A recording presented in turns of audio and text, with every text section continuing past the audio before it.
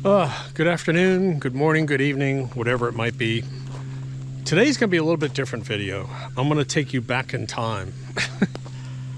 My property, this area is actually kind of historic, whether it's good history or bad history. There was a lot of Indian, Native American presence here. They actually came in and they put an Indian trading post only about 2 miles away from me to control the Indian trade. My neighbor across the street, sweet old lady, I always take her produce, and I'm gonna walk you over and show you her property. Her great-great-grandfather built that property in 1856, and they lived in this little teeny shack while they built that house. It's an amazing property. I'll take you over. But everyone I take over there, I ask them to do the same thing. Just imagine that there's no power, there's no electricity, gasoline hasn't even been invented yet, so there's no cars. It's basically horse and buggy. There are no roads, there are no power tools. DeWalt obviously doesn't exist. Everything is done by hand. It's really amazing, and I'll show you, like, some of those barns don't have a single nail in them. Really, really cool historical stuff. But everyone I take over there, I say, just close your eyes and put yourself in the mindset. There's nothing. There's nothing. That's it. You've got the land, you've got your tools. So anyways, that's kind of cool. But one of the reasons why I'm doing that is we're going to hand plant some corn up in the fields because I don't want to disturb the fresh buckwheat and other stuff I have planted. So I had to come up with kind of a little bit of redneck engineering to come up and plant that corn. We're also tearing out all the butternut squash in our garden, which has completely overwhelmed our garden. And then I'm going to replant some stuff. I want to do a surprise garden so that when I plant it now, if I go away for a few weeks in September, when I come back, I just want to see what happens. I'm doing some fun stuff. I'm just having fun. That's all I'm doing. I'm not following any rules. I'm not doing any of that. So hopefully you find it a little bit entertaining, because last night I was on YouTube and man, there wasn't even anything to watch on YouTube. So here we go. Man, that field looks great. See all that germination out there? That green haze? A lot of that's buckwheat. And then there's also some turnip, and then I also put out a little bit of clover seed. What I'm trying to do is trying to get this to come up a couple inches, and then tomorrow or the next day, I'm going to come in and just make some little strips in here and hand plant some corn wherever my irrigation can reach. This thing is getting a little bit old, and you can tell I've had 2 tines snap on it. So these tines have a tendency to snap off. Thank God I have some extra ones. It's one of the nice things about out here is I can constantly experiment out here and change it. I mean, I can change it every few weeks, do whatever I want to do. So it's kind of nice.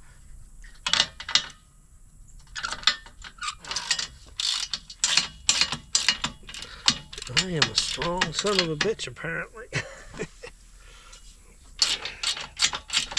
I swear it takes me 20 minutes to figure out how to get these things on and off. And I think I do it differently every single time. I just can never remember.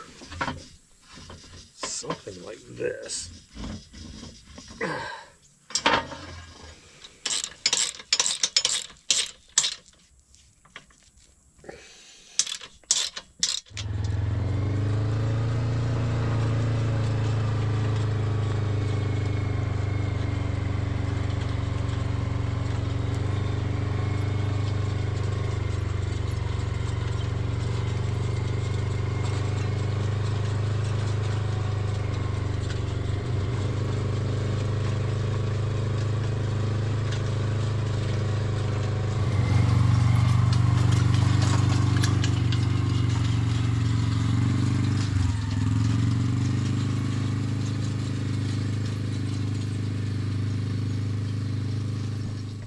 I cannot believe these tines didn't break.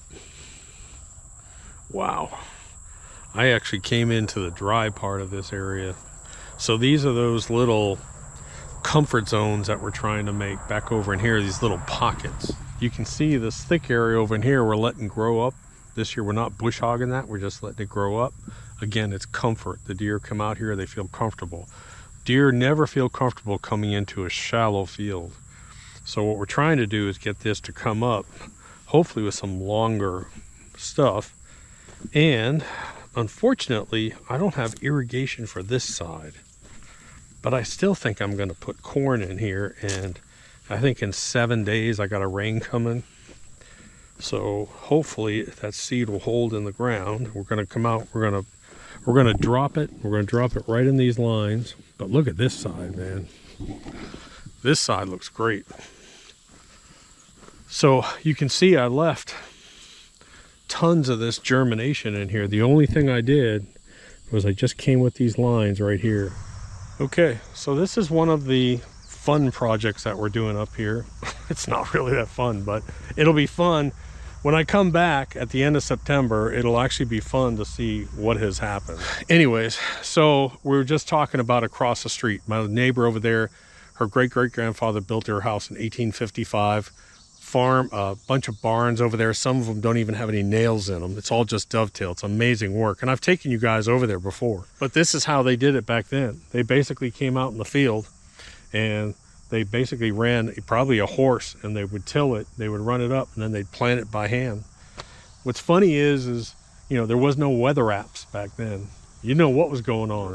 Right. So you go out there and plant, and you don't even know if you're going to have a 7-week drought. Man, could you imagine being a farmer back in the 1800s and not knowing what was going to happen with the weather? That's just great. I mean, I know exactly what's happening for the next 10 days, and I'm still worried, you know? And what we're doing is we're sort of hand planting corn up here.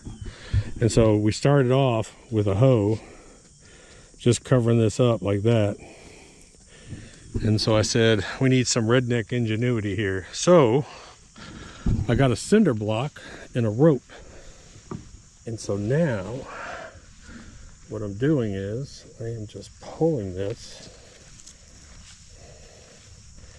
and covering over that corn in that row that we made. And I gotta tell you, it's working pretty damn good. I mean, I may see 1 or 2 little pieces of corn, but man, dude, that's gonna save us. That's 10 times faster, dude. 10 times faster.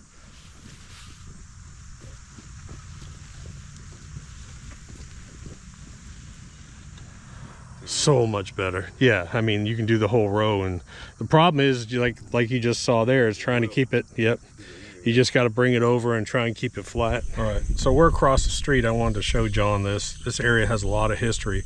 This is my neighbor's house, little old lady. Her great-great-grandfather built this in 1855, and he lived in this little shack with his wife and 2 kids while they built the big house. And then they have barns over here that don't have a single nail in them. The whole place is just total history, total cool. It's just amazing.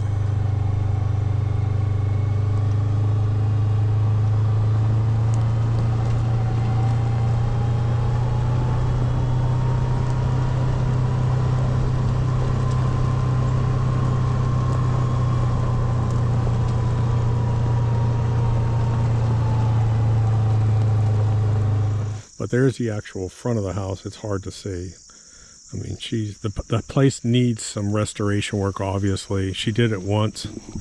They did the restoration once, I don't know how many years ago, but it needs it again. And she's really kind of tuned in to making sure that the place actually stays sort of in tune with the history of the place. But man, it's just absolutely gorgeous big old house. So we're gonna walk over here to the barns, and on the right is the wheat barn. Then you have the corn barn over here, and we ain't going inside of them because I'm sure we'll find a rattlesnake. So this is the wheat barn, as they call it. That was from the 1800s. I don't know what year that was built, but that is just a gorgeous barn. Then we have, up here, we have the corn barn, which actually has a corn mill somewhere inside of it still, but I am not going in there. This place right here, this building right here, get out of the sun, that doesn't have a single nail in it. Not one single nail. That's crazy. Yeah, it's crazy, isn't it? Let me just get up close and show you. Isn't that nuts? You ever look inside of there? I opened that door once, but I don't like to open it, to be honest. Look at that. Let's lift this metal tin up. Let's see what's under that. But isn't that gorgeous? Again, early 1800s, mid 1800s. And then that's just a pole barn that came in afterwards. So anyways, the history here is 1855, 1856. Her great-grandfather, there was a small cabin where that house was. Then they moved into the little shack I'm about to show you, which they call the kitchen. And he, his wife, and 2 children lived there while they built that big house. Now, I was telling John that if you look at any historically preserved place, like from the 1800s, there's usually a small shack next to the house. They didn't cook in the house. They didn't want the house to catch on fire from the ovens, and plus the heat. You're in there cooking all day. You know, they're cooking for hours and hours, so it's actually kind of cool. So this is kind of, it's a pretty nice, quiet area. Here's the side of the house, which I absolutely love. You can see this, but this is the shack that they lived in, which they call the kitchen. And this house right here is what they lived in while they built the other one. I don't want to get too close. There's a bunch of spiders and snakes in there. You can see the wood shingle roof. Yeah, isn't it? Hey, why don't you lift that pile up for me?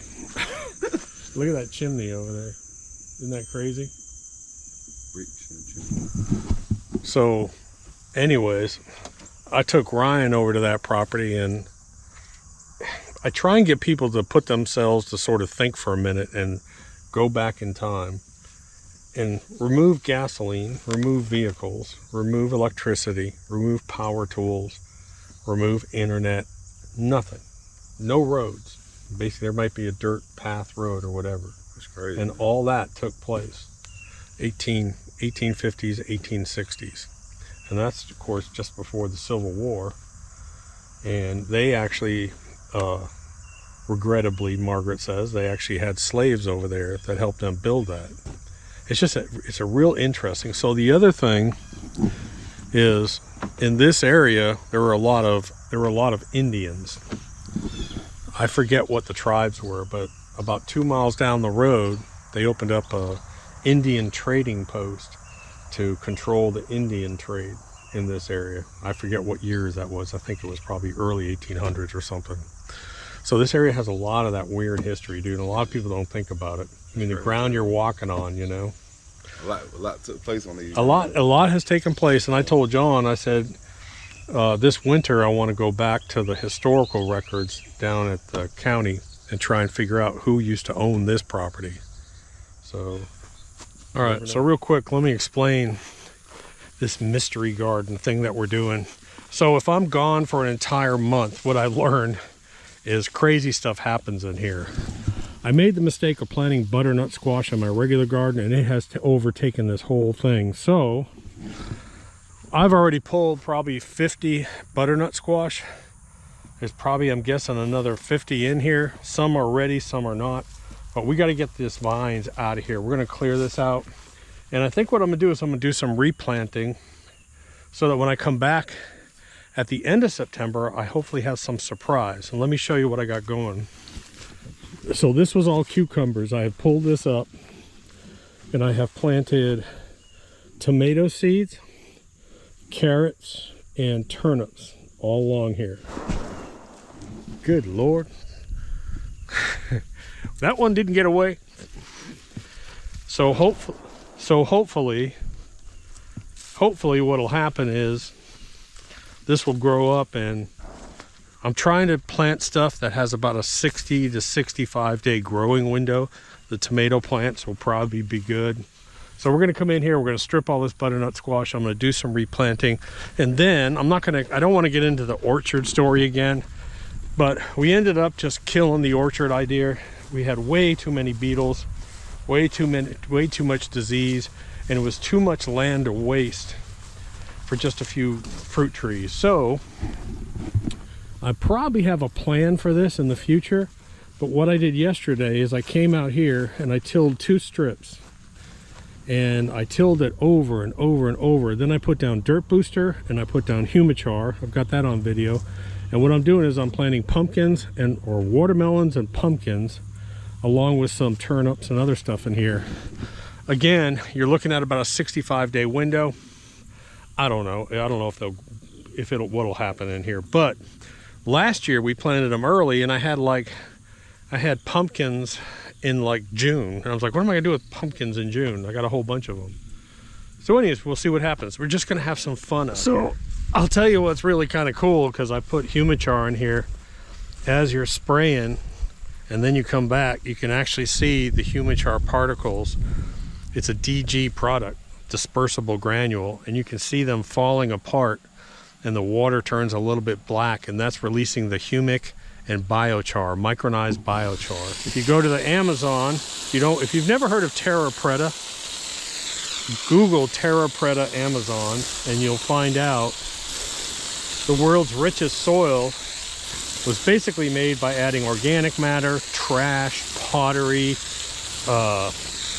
fish bones, but they put biochar. They learned how to make biochar, and that's what they found. So the world's richest soil is actually man-made. A lot of people say the only way you can effectively make good soil is no-till. Never touch your soil, never till it. I disagree. What I say is if you take something like Dirt Booster, and if you till Dirt Booster into some crappy soil like we've got here, within a period of months, you can make yourself fantastic soil. What you're doing is you're basically replicating the making of Terra Preta, that dark earth. You're putting organic matter, humic acid, biochar. You're putting that into your soil, and it's a long-term investment. It's not like a fertilizer that, it's going to be gone in 30 days or so. This is going to be here for years and years. It's pretty cool.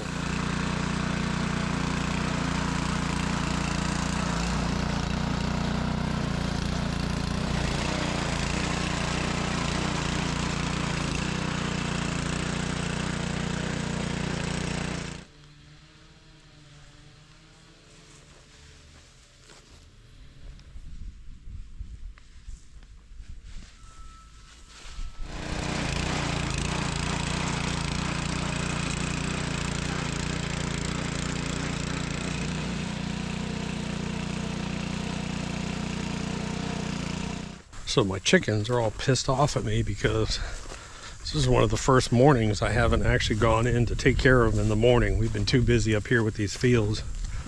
So I'll get them some. They love to eat these turnip greens. I actually take them and then I chop them up with a razor blade really thin. Man, they love them. Look at that pile. Everywhere. And then look at this. Look at that. Is that crazy or what? Dude, that is just crazy. And we're only, what, 2/3 done? Okay, move back. Move back, move back, move back, move back. Run, run, run, run, run, run, run, run, run, run, run, run, run. Wait a minute, calm down.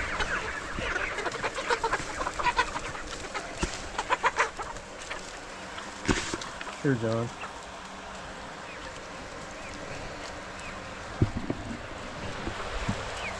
Enjoy your greens, girls.